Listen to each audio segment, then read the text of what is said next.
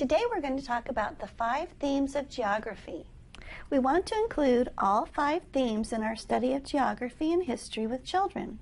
Let's review each of the 5 themes: location, place, human-environment interaction, movement, and regions. As we do, think about your unit topic and what might fit as a geography lesson for your instructional unit. Location is what we typically think of when we think of geography. Location refers to the precise point on the Earth's surface.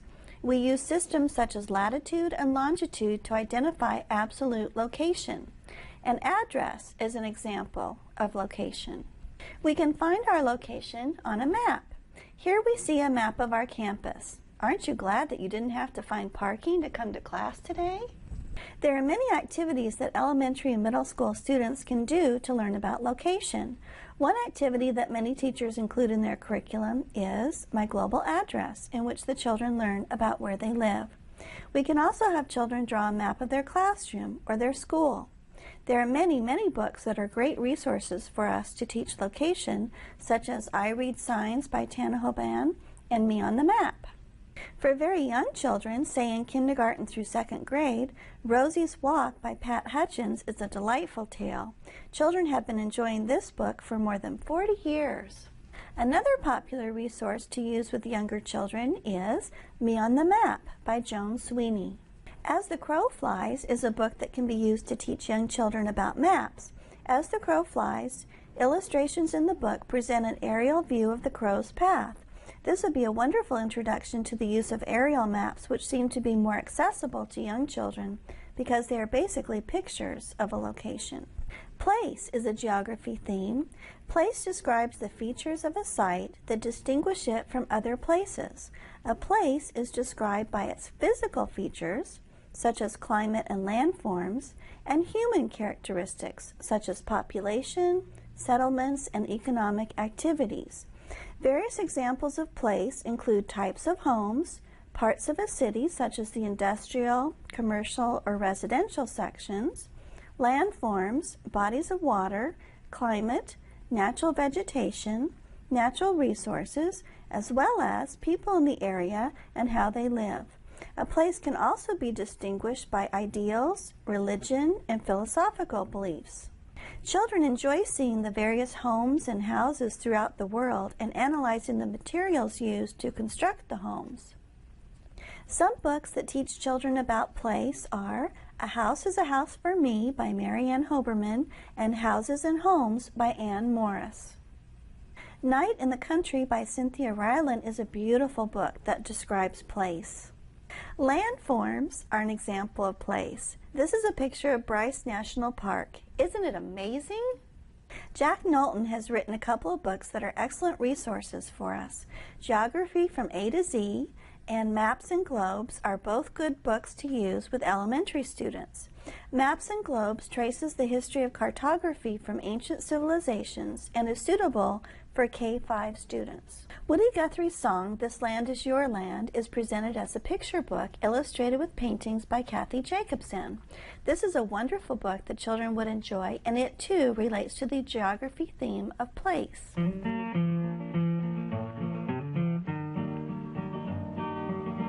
This land is your land, and this land is my land, from the California to the New York Island.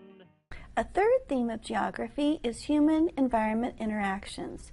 Physical and social factors cause humans to depend upon, adapt to, and change an environment. The ways people modify or adapt to their natural settings reflect their cultural values, politics, and economics, as well as technological abilities.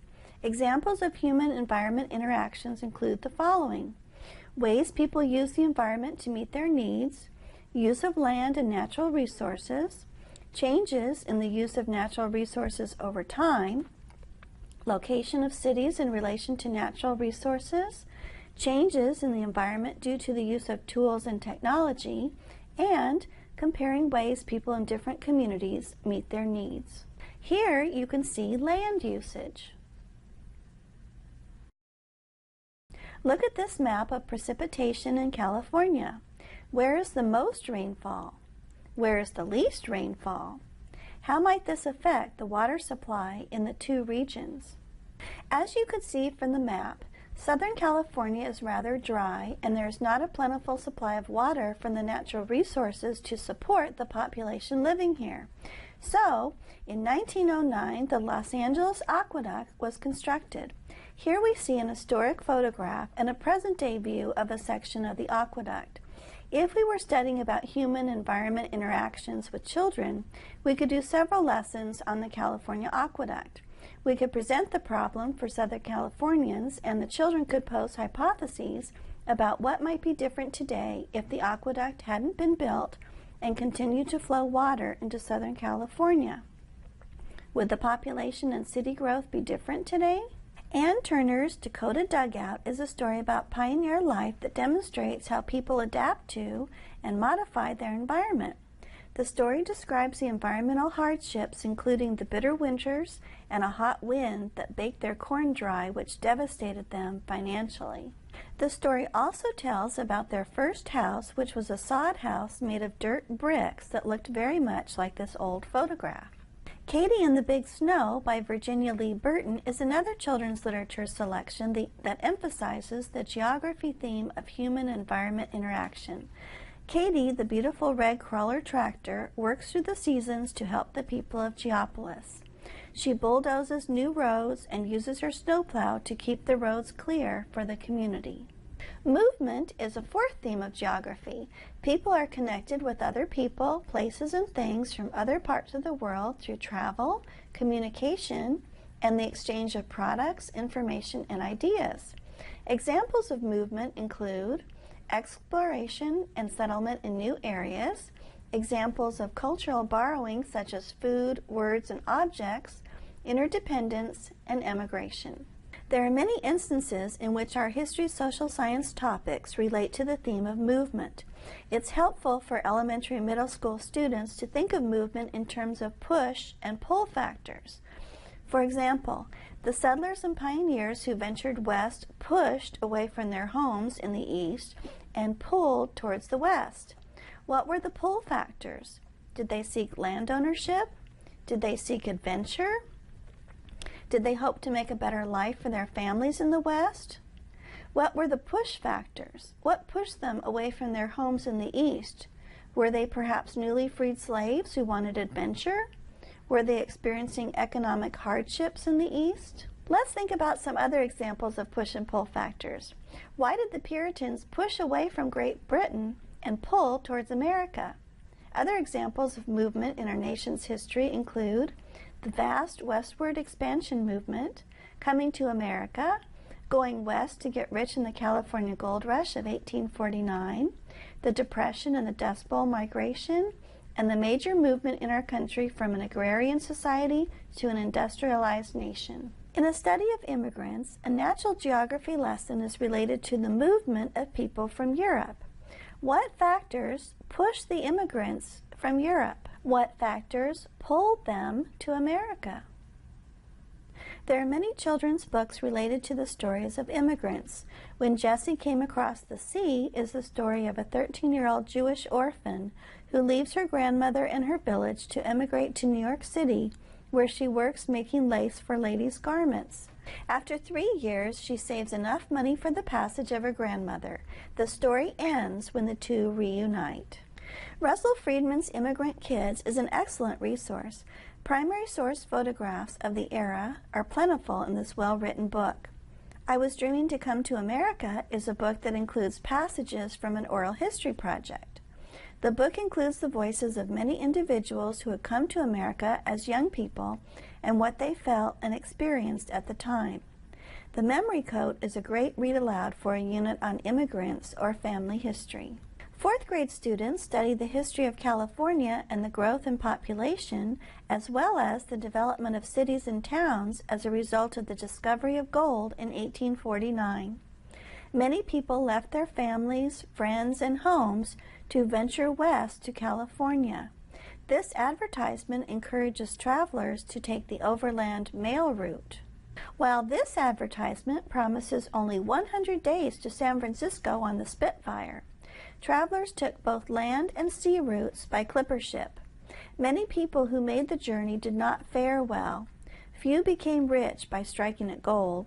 The theme of movement is a natural geography lesson for a unit on the California Gold Rush.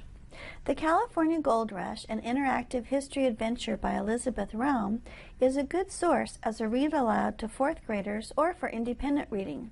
The story is interactive and the reader chooses which way to travel to California, either by the overland route in a wagon train or by sea in a clipper ship. There are 2 story paths and 14 endings. Another book of historical fiction that could be used in a unit of study on the California Gold Rush in conjunction with primary source photographs, advertisements, and newspaper articles is the book The Journal of Wang Bin Chung, who travels to California from China on the Excalibur across the Pacific Ocean. So, throughout our nation's history, we see examples of movement. The colonists who fled their native land for religious freedom. Here's a student activity that encourages thinking about the factors involved that motivated the Puritans to come across the Atlantic. After thinking about the push and pull factors, students are asked to think about what the Founding Fathers would find important to include in the Bill of Rights. Well, we've talked about a number of mass movements in our nation's history, but do you know about the largest human migration in our nation's history? This photograph is a clue. There was a mass exodus of African Americans who left their homes and farms in the South in the early 1900s to travel to the northern industrial cities in search of a better life. It was one of the largest population shifts in our history. The story of this major population shift is told in the children's book, Great Migration. Another mass migration was of orphan children between the mid-1850s and the late 1920s. Called orphan trains, these trains carried more than 200,000 children to the west from New York City, where the poor lived in terrible conditions.